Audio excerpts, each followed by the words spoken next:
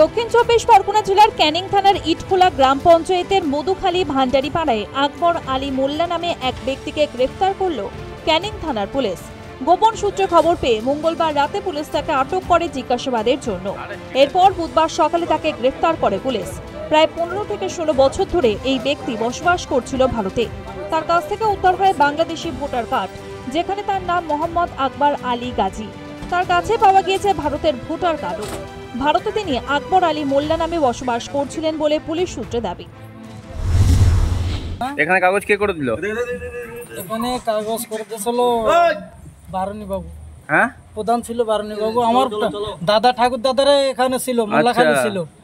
ওখান থেকে আমি এসে দলিল লাইনে 1956 সালে দলিল হচ্ছে আমার বাবার। এখানে থাকতো? হ্যাঁ, এখানে থাকতো। হ্যাঁ, এখানে থাকতো। আর এখানকার নেতারা তোমার কার্ড করে দিয়েছে? হ্যাঁ। সম্পূর্ণ দায় বাম সরকারের উপরেই চাপালেন তৃণমূল বিধায়ক। তার সাফাই, বামফ্রন্টের আমলে এরকম কারচুপি লাখো লাখো হয়েছে, প্রশাসন যা করার করছে।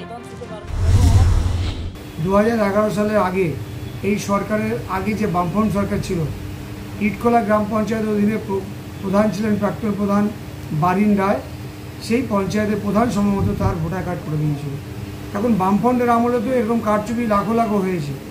প্রশাসন অ্যারেস্ট করেছে, প্রশাসনিকভাবে যা যা করণীয়। তৃণমূল নেতাদের সহযোগিতায় বাংলাদেশ ও রোহিঙ্গারা প্রবেশ করছে অভিযোগ স্থানীয় বিজেপি নেতার। এটা শুধু ক্যানিং নয়, সারা পশ্চিমবঙ্গ জুড়ে বাংলাদেশি অনুপ্রবেশকারী ও রোহিঙ্গা মুসলমানরা ছেয়ে গেছে টিএমসি নেতাদের সহযোগিতায়।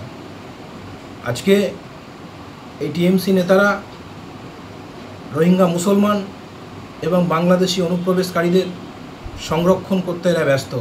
এরা সাধারণ মানুষের নিরাপত্তা দিতে ভুলে গেছে। কিভাবে এদেশে এলেন ওই ব্যক্তি, পাশাপাশি কিভাবে এই দেশের পরিচয়পত্র বানালেন, ভোটার তালিকায় নাম তুললেন, সমস্ত বিষয় নিয়ে পুলিশ তদন্ত শুরু করেছে। প্রাথমিকভাবে পুলিশ জানতে পেরেছে বাংলাদেশের সাতক্ষীরার বাসিন্দা সে। মঙ্গলবার রাতে ধানতলা থানার পুলিশ বিশেষ অভিযান চালিয়ে 7 জন বাংলাদেশিকে গ্রেফতার করে।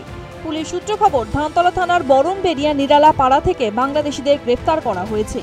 পুলিশ সূত্রে জানা গিয়েছে, ধৃতরা অবৈধভাবে প্রায় 2 বছর আগে ভারতে প্রবেশ করে। ভারতীয় দালাল মারফত তারা ভারতে প্রবেশ করে এবং আহমেদাবাদে চলে যায়। তারপর বাংলাদেশে ফিরে যাওয়ার জন্য মঙ্গলবার রাতে ধানতলা থানা এলাকায় চলে আসে। এরপরে পুলিশ বিশেষ সূত্রে খবর পেয়ে অভিযান চালিয়ে বাংলাদেশিদের গ্রেফতার করে। ধৃতরা প্রত্যেকেই বাংলাদেশের খুলনা জেলার বালিয়াডাঙ্গা এলাকার বাসিন্দা। অবৈধভাবে ভারতে অনুপ্রবেশের বিরুদ্ধে এই অভিযান চলবে বলেও জানিয়েছেন রানাঘাট জেলার পুলিশ। News time.